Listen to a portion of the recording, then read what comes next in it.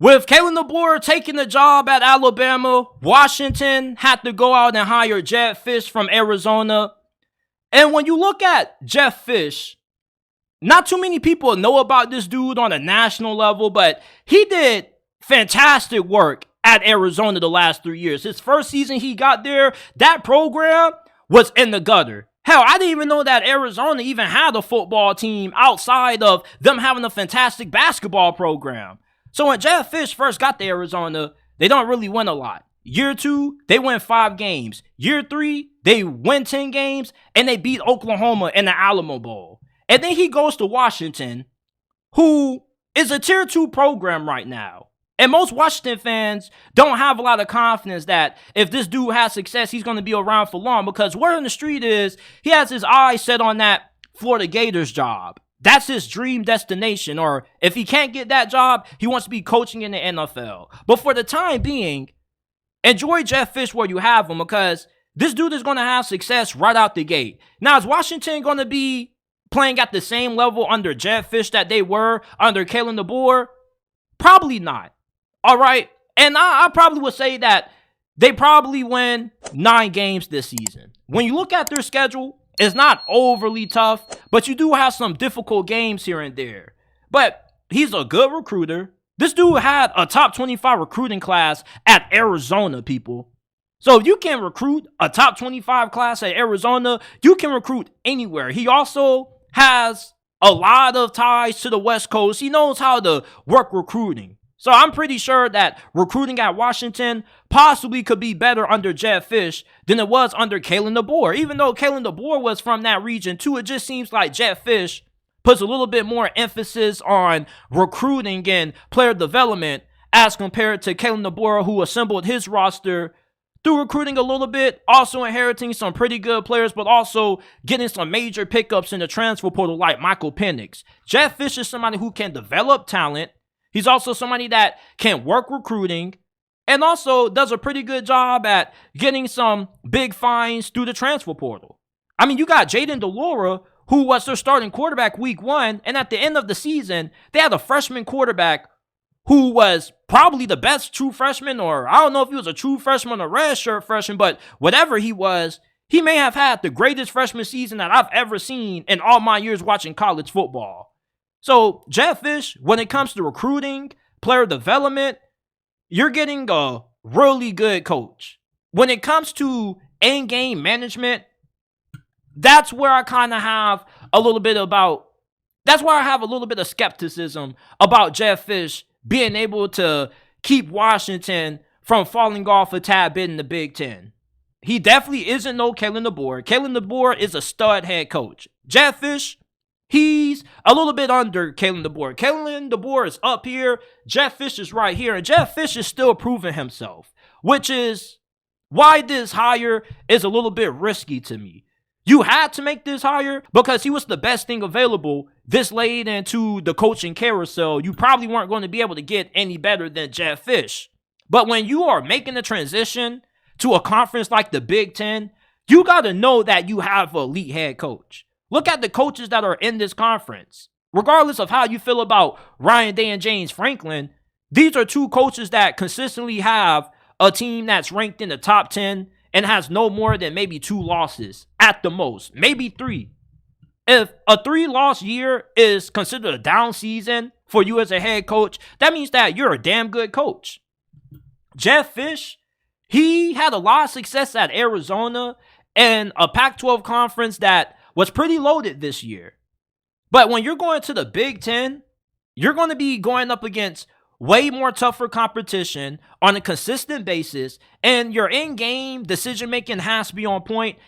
And I feel like that's a little bit lacking for Jedd Fisch as compared to what you was getting out of Kalen DeBoer. Like, Kalen DeBoer always had his team ready for the big games, especially in the big moments. Jedd Fisch, don't really think you get the same out of him. Now, that doesn't mean that he's not going to be able to win games. I'm not saying that. What I am saying is that you're not going to win the big games consistently as what you were with Kalen DeBoer. You probably don't beat Oregon this year with Jedd Fisch. Hell, you might lose to Penn State on the road. Or maybe you lose to Lincoln Riley at home. But I do believe that Jedd Fisch, being a program builder, He's one of those coaches that at a school like Washington, he can keep them around 8-9 wins. Potentially, maybe they get a year when they pop off, they win the conference, they make it to the playoffs, or maybe they make it to the playoffs, not win the conference, just being a at-large bid and getting in that way. But I don't think he's a coach that consistently is going to have you competing for the Big Ten and the national championship year after year after year, like Kalen DeBoer had the possibility of being able to do.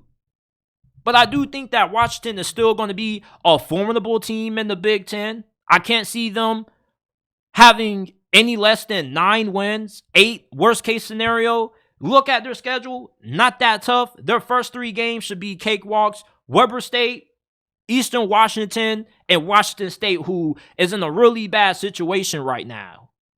Jedd Fisch, will he win big at Washington? Not really confident that he will, but I'm confident that he'll keep this program afloat where they won't reach the level that they did this past season, making it to a natty, but there'll still be a team that will be vying for a top 15 spot. Maybe they get into the 12-team college football a couple of times if he stays long enough for that to happen. But I'll give this hiring a B+. For the moment in time that you have to make this decision, you weren't going to get anybody better. And you got a guy who did a really good job at building up a program that isn't really all that well known for football. If anything, they're well known for being a terrible football team. Not too many people knew how good Arizona actually was until you turned on the Alamo Bowl and you was like, damn, like Arizona, holy crap, they're a good football team now? And then you realize when you get a guy like Jedd Fisch, when he's at a program like Arizona that's not really known for having a lot of success on a gridiron, he's going to get lured away from a bigger program. And you got to be somewhat of a pretty decent coach if a program like Washington wants you to coach their football team, replacing a guy like Kalen DeBoer. So, Jedd Fisch, I think he's a pretty decent coach. I have my concerns about him because he has risen through the ranks a little bit quicker than normal. He still doesn't have like a resume that you can look at and be super confident in as compared to Alabama fans with Kalen DeBoer. But if he was able to turn Arizona into a respectable opponent in the Pac-12 when it was at its best, I'm pretty sure he can keep Washington at a level where they're winning 9, 10, and occasionally 11, 12 games on a good year. But good recruiter, good at player development. He already has a really good coaching staff coming in. He had a really good coaching staff at Arizona, and a lot of those guys are following him. And he recently just hired, not too long ago, the other day I saw the news on my phone that he hired Pete Carroll's son to be his offensive coordinator. And he also has a lot of admiration for Pete Carroll. Like, this dude was so hyped to meet Pete Carroll, bro. Pete Carroll must have been this dude's idol. So who knows? But a lot of Washington fans like the hire, but they don't like the hire because you got a guy who, if he has success, he's not going to be here long. And Washington, to me, isn't a stepping stone program. This is a program that if you get a head coach that actually is committed to staying here and wanting to build something special, you can. I don't think it's extremely hard to recruit at Washington. And remind you, this was the same dude who brought in the 22nd ranked recruiting class back in I believe it was, I'm trying to find it. I believe it was 2022 he brought in the 22nd ranked recruiting class.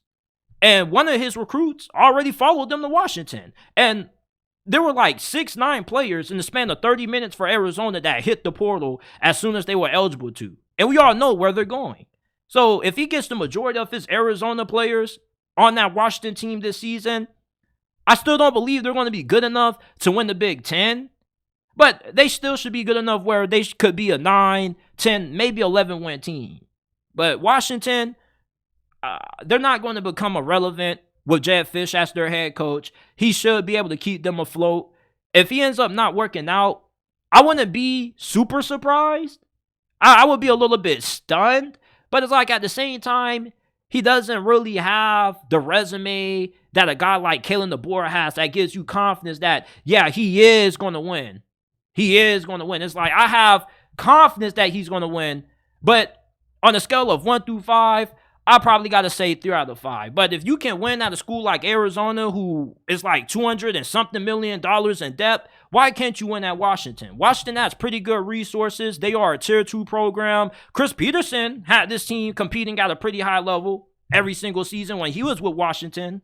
So, Jedd Fisch, I think this was a pretty good hire considering the situation that they were in at the time that they had to make this move, and they did it pretty fast. So I like Jedd Fisch at Washington. I'm not expecting them to win championships with him as their head coach, but I do believe he'll keep them around 9, 10, maybe 11 wins.